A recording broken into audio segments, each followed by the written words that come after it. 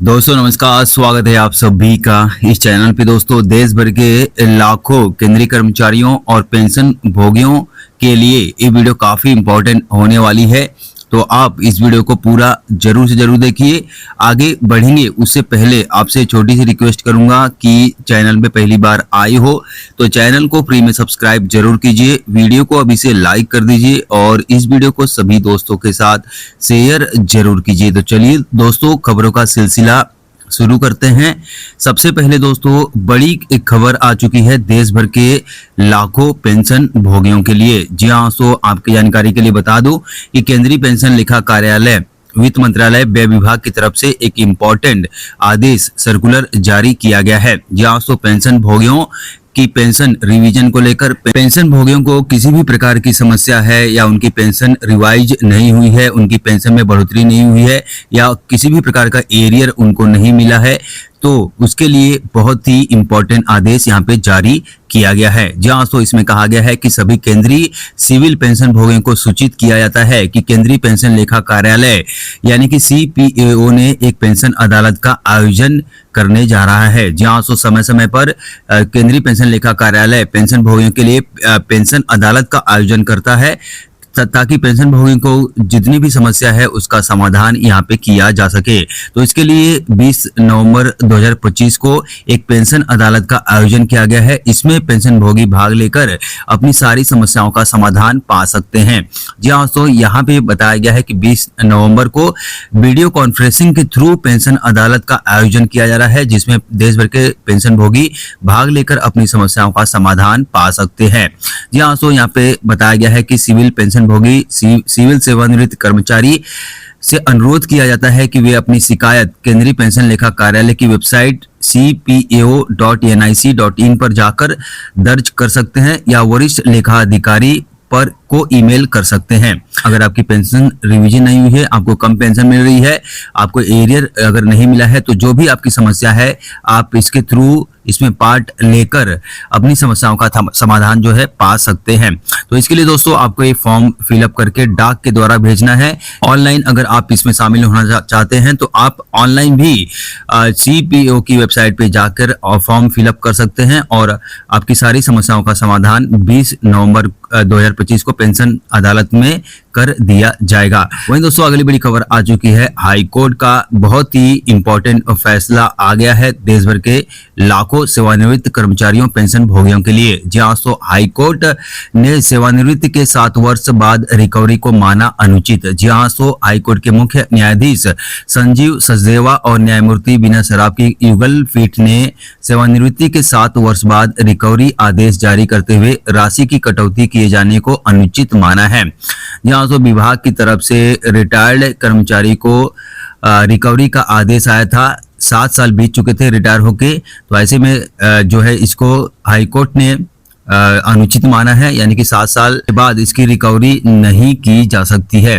देश भर के लाखों सेवानिवृत्त कर्मचारियों के लिए अच्छा फैसला आया है कि अगर रिकवरी के नोटिस आ जाते हैं तो आप इस प्रकार से चैलेंज कर सकते हैं, अब आपकी रिकवरी नहीं की जाएगी। वहीं दोस्तों अगली बड़ी खबर आ चुकी है। CGHS रेट में बदलाव कर दिया गया है। जहां तो यहाँ पे एक इम्पोर्टेंट सर्कुलर 3 अक्टूबर 2025 की डेट में भारत सरकार स्वास्थ्य और परिवार कल्याण मंत्रालय की तरफ से जारी किया गया है, जिसमें CGHS की रेट में बदलाव किया गया है। अब CGHS की नई दरें अप्लीकेबल हो जाएंगी 13 अक्टूबर 2025 से। तो कौन कौन सी दरों में बदलाव किया गया है, क्या नए रेट होंगे, अगर आप जानना चाहते हैं तो कमेंट कीजिए, तो मैं एक सेपरेट वीडियो इसके ऊपर बना दूंगा। वहीं दोस्तों अगली बड़ी खबर आ चुकी है केंद्रीय अर्धसैनिक बलों के लिए। जहां 6 अक्टूबर 2004 को एक आदेश जारी किया गया था भारत सरकार की तरफ से, जिसमें कहा गया था CAPF यानी कि जो केंद्रीय अर्धसैनिक बल है, पैरामिलिट्री फोर्स है, वे संघ के सशस्त्र बल हैं। जहां से यहाँ पे पैरामिलिट्री फोर्स के जवानों को भी संघ के सशस्त्र बल माना गया था। तो ऐसे में जब हाईकोर्ट ने फैसला दिया था कि उनके लिए पुरानी पेंशन लागू होना चाहिए क्योंकि वे संघ के सशस्त्र बल हैं, तो तो भारत सरकार अभी तक इस पुरानी पेंशन को CAPF में लागू क्यों नहीं कर रही है, ये बड़ा सवाल है। जहाँ तो एक तरफ तो सरकार कहती है कि CAPF यानी कि जो पैरामिलिट्री फोर्स है वो भारत सरकार के संघ के सशस्त्र बल है, लेकिन जब पुरानी पेंशन की बात आती है लागू करने की तो सरकार मुकर जाती है और संघ के सशस्त्र बल पैरामिलिट्री फोर्स को नहीं मानती है। तो ये दोगलापन सरकार का रवैया क्यों है, सरकार को इसके ऊपर जवाब देना ही पड़ेगा। वहीं दोस्तों अगली बड़ी खबर आ चुकी है सीनियर पेंशन भोगियों के लिए, जहां तो जो पेंशन भोगी 80 साल या उसके ऊपर हो चुके हैं तो उनके लाइफ सर्टिफिकेट भरने की प्रक्रिया शुरू हो चुकी है। 1 अक्टूबर से ही आप अपना लाइफ सर्टिफिकेट जमा करा सकते हैं। पंजाब नेशनल बैंक ने एक एडवाइजरी जारी की है जिसमें कहा है कि 80 साल या उसके ऊपर के जितने भी पेंशन भोगी हैं तो वे 1 अक्टूबर 2025 से अपना लाइफ सर्टिफिकेट सबमिट कर सकते हैं। घर पे बैठे ही अगर आपको लाइफ सर्टिफिकेट सबमिट करना है तो वैसी भी व्यवस्था की गई है। एक ऐप है, उस ऐप के थ्रू आप लाइफ सर्टिफिकेट सबमिट कर सकते हैं। अगर आप जानना चाहते हैं कि लाइफ सर्टिफिकेट कैसे सबमिट किया जाए तो आप कमेंट कीजिए यस, तो मैं आपको एक सेपरेट वीडियो बना के प्रोवाइड कर दूंगा कि आप लाइफ सर्टिफिकेट कैसे सबमिट कर सकते हैं घर पे बैठे ही। वहीं दोस्तों अगली बड़ी खबर आ चुकी है, भारत सरकार के कार्मिक लोक शिकायत और पेंशन मंत्रालय ने एक इम्पोर्टेंट सर्कुलर जारी किया है। पेंशन में सुधार को लेकर एक बहुत ही इम्पोर्टेंट सर्कुलर जारी किया गया है जो कि हर पेंशन भोगी के लिए जानना बेहद ही जरूरी है। जी हाँ, तो इसमें कहा गया है कि अब हर सेवानिवृत्त कर्मचारी का पेंशन भुगतान आदेश यानी कि PPO या फिर EPPO रिटायरमेंट की तारीख से 60 दिन पहले यानी कि 2 महीने पहले ही जारी कर दिया जाएगा। और सबसे खास बात यह होगी कि सेवानिवृत्ति की तारीख के अगले ही दिन सारी उनकी जो राशि है रिटायरमेंट ड्यू है उसका भुगतान कर दिया जाएगा। साथ ही पहली पेंशन का भुगतान अगले महीने के आखिरी दिन तक हो जाएगा। इसके साथ ही साथ 8 बड़े सुधार किए गए हैं जिसमें कि जो सर्विस रिकॉर्ड है अब हर कर्मचारी का, हर पेंशन भोगी की जानकारी ऑनलाइन रहेगी, आप उसको कभी भी देख सकते हैं। साथ ही साथ भविष्य पोर्टल के माध्यम से अब सभी मंत्रालय और विभाग इसी सिस्टम से जुड़ेंगे। साथ ही साथ अगर किसी कर्मचारी का विजिलेंस क्लियरेंस जो है क्लियर नहीं है फिर भी उनकी पेंशन को रोका नहीं जाएगा, उनको पेंशन का भुगतान करके दिया जाएगा। साथ ही साथ पेंशन मित्र या कल्याण अधिकारी की नियुक्ति की जाएगी जो हर सेवानिवृत्त कर्मचारी को फॉर्म भरने से लेकर दस्तावेजीकरण तक मदद करेगा।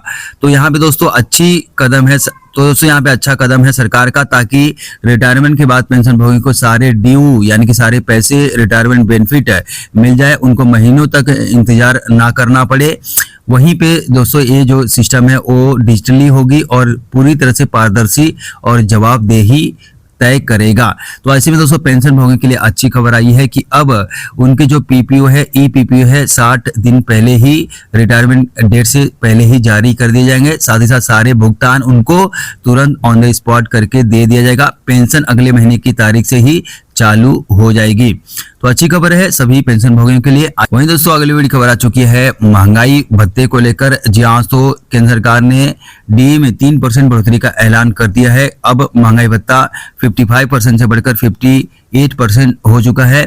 अब ऐसे में दोस्तों इसका आदेश भी जारी कर दिया जाएगा थोड़ी ही दिनों में, और उसके बाद एरियर का भुगतान आपको 10 से 15 दिनों में कर दिया जाएगा। और 58% DA का जो भुगतान है वो अक्टूबर महीने की सैलरी और पेंशन के साथ दिवाली के पहले कर दिया जाएगा। तो आई होप दोस्तों जानकारी आपके लिए उपयोगी है, तो इस वीडियो को लाइक और शेयर सबके साथ जरूर कर दीजिए। मिलते हैं एक नए वीडियो के साथ, तब तक के लिए बाय, जय हिंद।